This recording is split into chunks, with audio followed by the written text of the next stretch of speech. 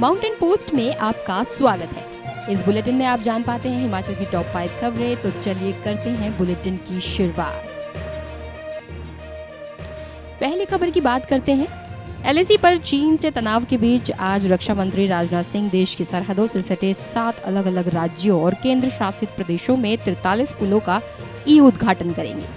43 में से सबसे ज्यादा 10 पुल जम्मू कश्मीर में और 3 पुल हिमाचल प्रदेश में बनाए गए हैं। ये सभी स्थायी ब्रिज बॉर्डर रोड ऑर्गेनाइजेशन ने बनाकर तैयार किए हैं। हिमाचल के इन 3 पुलों का रणनीतिक महत्व है। इन पुलों के निर्माण से सुरक्षा बलों और हथियारों की शीघ्रता से पहुंचाने में मदद मिलेगी। रक्षा मंत्री इन पुलों का ऑनलाइन उद्घाटन करेंगे। दूसरी खबर की तरफ रुख करते हैं। केंद्रीय वित्त एवं कॉर्पोरेट मामले राज्य मंत्री अनुराग ठाकुर ने कहा कि कृषि विधेयक किसानों के लिए लाभदायक है। इससे किसानों को ज्यादा अवसर मिलेंगे। कांग्रेस के लोग किसानों को भटकाने का प्रयास कर रहे हैं, पर सच्चाई तो ये है कि किसान जिस मर्जी व्यक्ति या फर्म को अपनी फसल बेच सकेगा। किसान की फसल उठाने का अनुबंध करने वाली फर्म को 3 दिन में भुगतान करना होगा। समय पर भुगतान न होने की सूरत में किसान संबंधित एसडीएम के पास जाकर अपील कर सकेगा। एसडीएम इस पर तुरंत संज्ञान लेंगे। वे 28 दिन में भुगतान करेंगे। अनुराग ने कहा कि कृषि के दोनों विधेयकों पर कांग्रेस से किसी भी जगह खुली बहस के लिए तैयार है। दोनों विधेयकों में एक शब्द या एक कानून बता दें जो किसान विरोधी है। मोदी सरकार किसान के हित में काम कर रही है। चलिए बात तीसरी खबर की करते हैं। बाहरी राज्यों के बसों के सभी रूट एक साथ बहाल नहीं होंगे। प्रदेश सरकार पंजाब, हरियाणा, हरिद्वार और दिल्ली जैसे लॉन्ग रूटों के लिए ऑन ट्रायल एक बस चलाएगी। जैसे सवारियां बढ़ती रहेंगी, बसों के रूट भी बहाल होंगे। अगले 10 दिन के भीतर सभी राज्यों से बसों की आवाजाही शुरू हो जाएगी। परिवहन निगम के अनुसार खाली बसों को नहीं दौड़ाया जाएगा। सवारियों के हिसाब से बसें चलेंगी।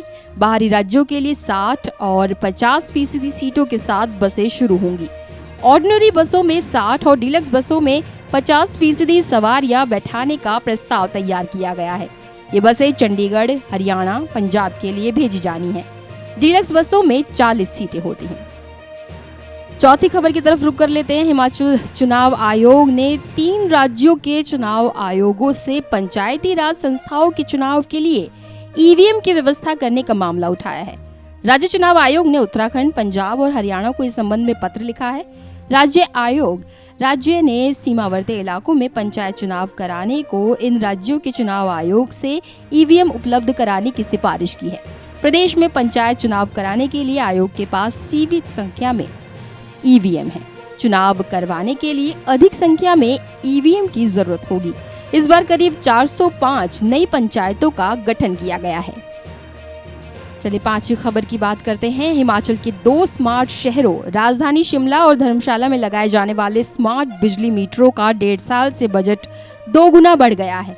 65 से 120 करोड़ बजट पहुंचाने से अफसरशाही में हड़कंप है। अतिरिक्त मुख्य सचिव ऊर्जा राम सुभग सिंह ने मामले पर जांच बैठा दी है। उन्होंने कहा कि मीटर लगने के बाद किसी तरह के सवाल ना उठें, इसलिए जांच का फैसला लिया है। अन्य राज्यों में लगे स्मार्ट मीटरों की कीमतें जांचने में अधिकारी जुटे हैं। पहले चरण में शिमला और धर्मशाला में 1.5 लाख स्मार्ट बिजली मीटर लगाए जाने हैं।